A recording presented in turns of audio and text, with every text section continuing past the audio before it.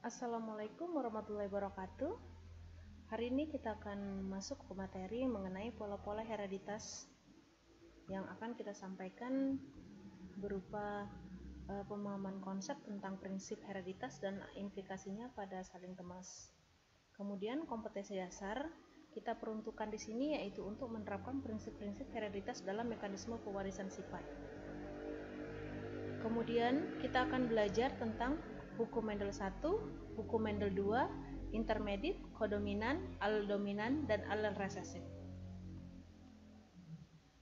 Sebelumnya Mem akan sampaikan tentang peta konsep. Di sini kita akan belajar tentang pola-pola hereditas. Kita akan belajar pewarisan sifat, kita akan belajar hukum Mendel 1 dan hukum Mendel 2. Di sini hukum Mendel 1 berkenaan dengan monohibrid dan hukum Mendel 2 berkenaan dihibrid. Tentu kalian sudah pelajari ketika kalian SMP dulu. Kemudian setelah kita belajar tentang hukum Mendel, nanti akan muncul adanya penyimpangan hukum Mendel, yaitu berupa interaksi alel, antara lain berupa ini, dominansi yang tidak sempurna, kodominan, alel ganda, dan alel letal. Kemudian interaksi genetik, yaitu berupa kriptomeri, epistasis, hipostasis, dan komplementer. Kemudian tautan, yaitu berupa tautan sek dan pindah silang. Adapun pewarisan sifat di sini, untuk hukum Mendel itu dipakai kacang ercis, alasannya karena memiliki pasangan yang mencolok. Contoh, biji bentuk bulat, bentuk kisut, atau berupa warna. Kemudian dia bisa melakukan penyerbukan sendiri, dapat diadakan penyerbukan silang, dan menghasilkan keturunan yang cepat. Hukum Mendel 1 disebut juga dengan hukum segregasi. Hukum Mendel 1 disebut juga dengan hukum segregasi atau pemisahan alel-alel suatu gen secara bebas dari diploid menjadi haploid. Di sini ada definisi tentang monohibrid. Jadi monohibrid di sini masuk ke dalam hukum Mendel 1. Perkawinan yang menghasilkan pewarisan satu karakter dengan dua sifat yang berbeda. Contoh monohibrid. SMP dulu mungkin pernah belajar. Biji bulat kita silangkan dengan biji kisut. Biji bulat dilambangkan dengan R besar, R besar. Ini bisa dilihat. Nih ya. Kemudian biji keriput dilambangkan dengan R kecil, R kecil. Ini bentuk resesif. Nanti akan dihasilkan genotip. Muncul istilah genotip. Genotip ini adalah sifat yang tidak tampak dalam bentuk simbol. Jadi R besar, R kecil. Ini diambil gametnya berupa R besar. Nanti disilangkan dengan R kecil, muncullah genotip berupa R besar, R kecil. Fenotip adalah sifat yang tampak. Karena di sini lebih didominasi oleh R besar, maka sifat yang tampak berupa bentuk bulat. Setelah kita silangkan, nanti akan muncul R besar, semuanya adalah R besar. Maka hasil dari keturunan biji bulat disilangkan dengan biji keriput, semuanya adalah bulat. Itu untuk keturunan pertama, F1. Hukum Mendel 2 disebut dengan hukum segregasi bebas. Hukum segregasi bebas di sini, misal alel B memisah dengan alel B kecil, serta alel K besar memisah dengan alel K kecil, sehingga bergabung secara bebas membentuk genotip dengan kombinasi-kombinasi alel yang berbeda.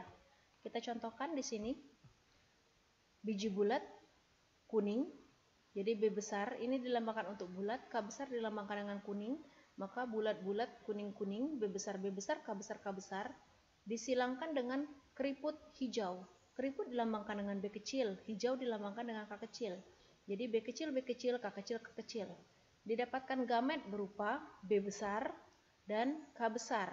Ini B kecil dan K kecil. Kemudian disilangkan, didapatkan F1 berupa, kita gabung, B besar, B kecil, K besar, K kecil. Maka F1 semua keturunannya adalah bulat kuning, karena yang ada di sini ada dominan B besar dan K besar, maka hasilnya adalah bulat kuning. Apabila kita mau melakukan persilangan selanjutnya, maka dengan sesamanya, maka B besar, B kecil, K besar, K kecil, kita silangkan dengan B besar, B kecil, K besar, K kecil. Akan didapatkan bentuk persilangan seperti ini, maka nanti akan dihasilkan bentuk rasio genotip ini, dan rasio fenotipnya adalah 9-3-3-1, yaitu 9 berupa bulat kuning, kemudian bulat hijau 3, keriput kuning 3, dan keriput hijau 1. Nih ya, ini aturan dominasi. T besar, T besar, T kecil, maka akan didapatkan 100% adalah tinggi. T besar, T kecil. Jika kita melakukan segregasi, maka nanti tinggi kita silangkan dengan tinggi. Ini tinggi ya, maaf ya. Ini bentuk heterozigot, tinggi kita silangkan dengan tinggi. Maka nanti akan didapatkan 75% tinggi dan 25% rendah. Untuk yang asortasi, ini bulat hijau, kita silangkan dengan bulat hijau, maka akan didapatkan 9 bulat hijau, 3 bulat kuning, 3 keriput hijau, 1 keriput kuning.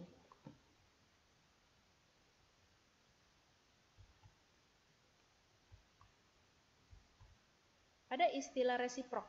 Resiprok adalah perkawinan fenotip tiap kelamin yang ditukar. Kita akan lihat sebagai contoh ini ya. Ini kita contohkan B besar, B besar, K besar, K besar dilambangkan dengan jenis kelamin laki-laki atau jantan.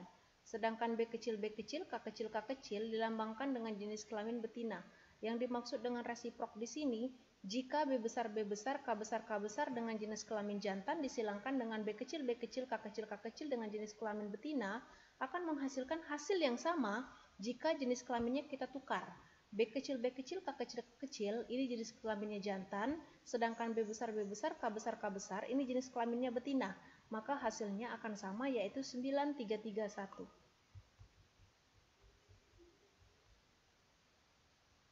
Interaksi alel atau dominasi tidak sempurna, ini namanya intermediate ya. Nih, yang dimaksud dengan intermediate adalah bentuk heterozigot. Jika R besar, R kecil dilakukan persilangan, maka akan dihasilkan seperti ini. Ini untuk keturunan F1. Jika nanti F1 kita silangkan kembali, maka nanti akan didapatkan 75%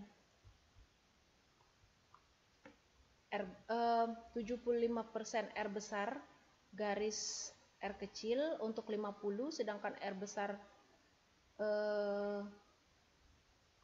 R kecil untuk 25. Ini yang dimaksud dengan bentuk ini ya, bentuk heterozigot ini bentuk intermediate. Kodominan. Kodominan ini tidak memunculkan sifat antara individu yang heterozigot, tetapi menghasilkan sifat yang merupakan hasil ekspresi masing-masing alel. Ini kodominan untuk golongan darah. Contoh, golongan darah persilangan. IB kita silangkan dengan IA-IO. Maka nanti akan dihasilkan IA-IB yaitu 50% dan IB-IO yaitu 50%. Ini bentuk untuk kodominan. Alel ganda atau alel letal. Ini ya. Jika diketahui ada ayam redep dengan simbol seperti ini, ayam redep juga disimbolkan seperti ini, kita lakukan persilangan. Ini bentuk persilangan jika ada bentuk homozigot dominan, maka nanti akan menyebabkan letal. Jadi ketika nanti hasilnya ini berupa homozigot dominan, maka ini nanti akan dihasilkan 25% letal, 50% ayam redep, dan 1 yang normal. Jadi nanti letalnya ini akan diketahui dari soal. Gen letal resesif. Di sini gen letal resesif maksudnya apabila nanti ketemu semuanya huruf kecil, maka itu dikatakan gen letal resesif. Maka ini adalah jagung hijau muda, ini juga jagung hijau muda, maka 50% sebagai jagung hijau muda dan 25% adalah letal. Interaksi gen. Ini bentuk dari penyimpangan semu hukum Mendel. Interaksi gen untuk penyimpangan semu hukum Mendel, salah satu contohnya adalah atavisme atau jengger ayam. Perlu diingat dulu, jengger ayam itu contohnya adalah single, pea, walnut, dan rose. Nih ya. Ini bentuk rose, R, rose. Ini bentuk P. Jadi jika ada satu huruf besar, sedangkan P-nya semuanya huruf kecil, maka bentuknya rose. Jika ada satu saja huruf besar P, sedangkan R-nya semuanya huruf kecil, maka itu namanya P. Ketika nanti R besar ketemu dengan P besar, akan muncul namanya walnut. Sedangkan single itu semuanya kecil, R kecil, P kecil, P kecil. Sebagai contoh, rose yang bentuk homozigot, ini homozigot ya. P yang bentuk homozigot, ini homozigot. Kita silangkan dapatkan di sini gamet R besar P kecil, R kecil P besar. Nanti F1-nya akan didapatkan bentuk walnut. R besar R kecil, P besar P kecil. Kita silangkan F1 dengan sesamanya. R besar R kecil, P besar P kecil, kita silangkan dengan R besar R kecil, P besar P kecil. Maka nanti akan dihasilkan F2 yaitu berupa walnut berbanding rose berbanding P berbanding single. 9331. Ini single, ini simbol single. Ini simbol walnut karena ada R besar, ada P besar. Kemudian ini simbol rose, ini simbol P. Ini juga simbol P, ini bentuk heterozigot. Ini simbol P bentuk heterozigot. Ini simbol rose bentuk heterozigot. Polimeri. Polimeri kita gambar bentuk seperti ini.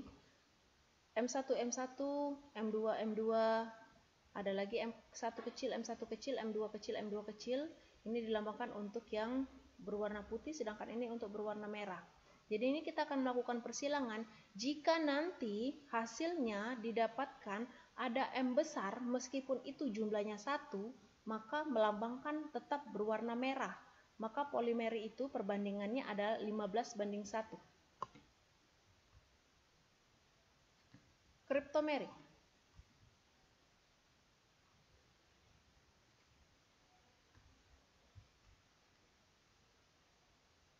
Kriptomeri ini adalah sifat dominan yang tersembunyi jika berdiri sendiri, namun jika berinteraksi akan muncul sifat yang tersembunyi tersebut.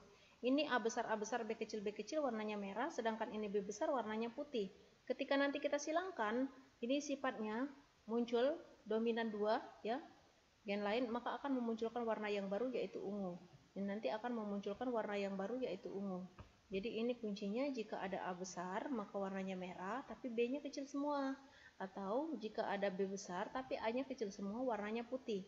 Ketika ada A besar, ada B besar, maka warnanya akan muncul warna baru yaitu ungu. Nanti akan muncul perbandingan yaitu 9:3:4. Ya. Epistasis, hipostasis. Sifat yang menutupi atau sifat yang ditutupi. Jadi epistasis ini menutupi. Epistasis dominan. Ini contoh labu putih. Ini contoh labu hijau. Nanti akan muncul F1 berupa labu putih. Kenapa labu putih? Karena di sini kita lihat labu putih P besar K besar. Hasil dari F1 ada P besar ada K besar, maka labunya tetap berwarna putih. Ketika kita lakukan persilangan yang kedua, P besar P kecil K besar K kecil, kita silangkan dengan P besar P kecil K besar K kecil. Nanti akan dihasilkan di sini. Ini sudah ringkas dari bentuk kotak, maka nanti akan muncul 9 untuk labu putih dengan simbol di sini genotip P besar K besar. Ketika nanti di sini ada P besar tapi K-nya kecil, labunya warna putih. Ya, karena di sini P ini bersifat epistasis, sedangkan K besar ini bersifat epistasis terhadap P kecil, maka akan muncul warna kuning. Sedangkan ini warna hijau, maka muncul perbandingan 12:3:1. Ini bentuk persilangannya. Ya, 12:3:1.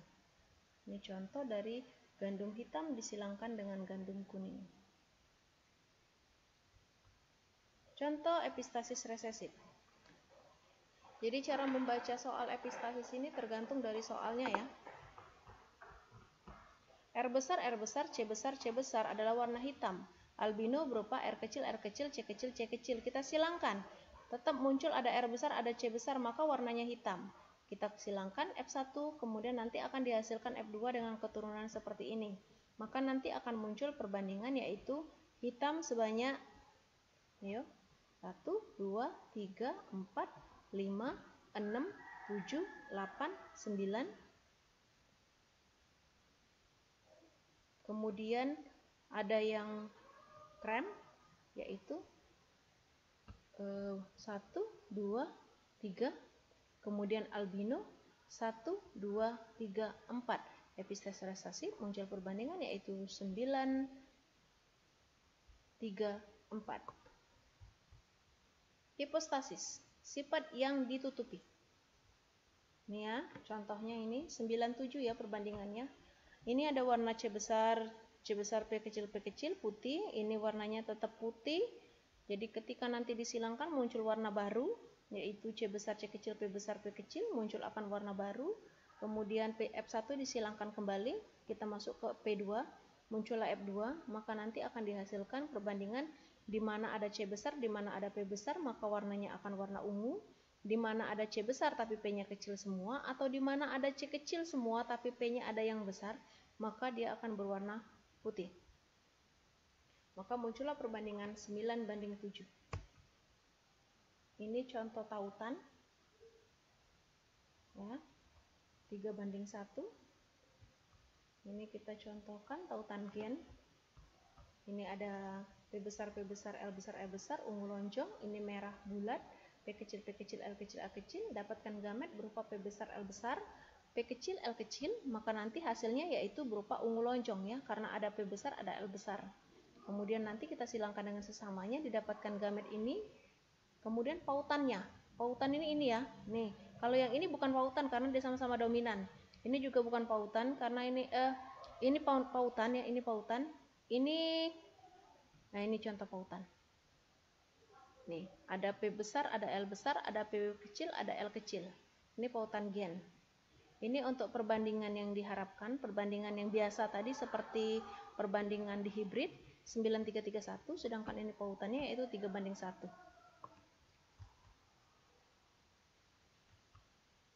Pindah silang ini ya.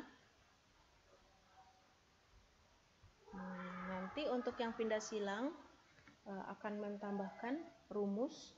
Berarti kalau untuk pindah silang, kalian cari di sini bentuk genotip atau bentuk fenotip yang berbeda dari parentalnya. Kalian cari bentuk genotip atau bentuk fenotip yang berbeda dari parentalnya, dari induknya. Kemudian nanti berapa jumlahnya kalian bagi dengan jumlah total seluruh dikali 100%. Ini ada KP, ini istilah dari parental, ini rekombinan, ini istilah dari hasil pindah silang. Jadi hasil pindah silang atau hasil rekombinan ini adalah bentuk persilangan yang berbeda dengan parentalnya. Seandainya kita mau menyilangkan ungu lonjong dengan ungu bulat. Seandainya kita mau menyilangkan ungu lonjong dengan merah bulat, maka nanti akan dihasilkan ungu lonjong berbanding ungu bulat, berbanding merah lonjong, berbanding merah bulat. Karena di sini parentalnya adalah ungu lonjong dan merah bulat, maka rekombinannya atau pindah silangnya adalah ungu bulat dan merah lonjong. Kita jumlahkan jumlah dari ungu bulat dan merah lonjong, kita bagi dengan ungu lonjong ditambah ungu bulat ditambah merah lonjong ditambah merah bulat. Kita kalikan dengan 100%. Itulah hasil dari pindah silang. Terima kasih anak-anak. Semoga kalian mengerti. Jika ada yang belum mengerti bisa kalian tanyakan. Nanti sebentar lagi Mem akan masukkan di sini sebentuk soal latihan agar kalian lebih memahami.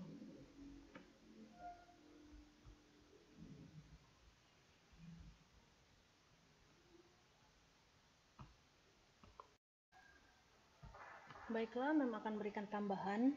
Di sini berupa rumus pindah silang adalah NPS, nilai pindah silang, yaitu nilai rekombinan dibagi dengan jumlah total dikali 100%. Misal, diketahui persilangan antara R-cis bulat kuning disilangkan dengan R-cis kisut hijau, didapatkan hasil persilangan F2-nya berupa bulat kuning berjumlah 100, bulat hijau berjumlah 50, kisut kuning 50, dan kisut hijau 100. Tentukan nilai pindah silangnya. Jadi di situ yang berbeda dengan parentalnya adalah bulat hijau dan kisut kuning. Maka 50 ditambah 50 dibagi dengan jumlah total yaitu 300. Dikali 100% didapatkan hasil nilai pindah silang yaitu 33,33%. Berikut Mem sampaikan beberapa soal. Silakan kalian kerjakan. Ada 7 soal, ini soal yang pertama, tentukan perbandingan untuk monohibrid, dihibrid, trihibrid, kriptomeri, polimeri, dan komplementer. Kemudian ini ada soal hitungan, yang nomor 2 dengan nomor 3, Mem kasih clue itu berupa soal monohibrid dan dihibrid. Kemudian nomor 4, nomor 5, dan nomor 6, ini bentuk kalau yang nomor 4 itu atavisme, nanti kalian bisa lihat di video atavisme tadi. Kemudian nomor 5 ini berupa alel letal dominan. Yang nomor 6 ini berupa epistasis hipostasis. Kemudian soal yang ke-7 ini berupa kriptomery atau komplementer. Silakan dikerjakan, selamat mencoba. Nanti kita akan bahas bersama-sama di pertemuan selanjutnya. Terima kasih.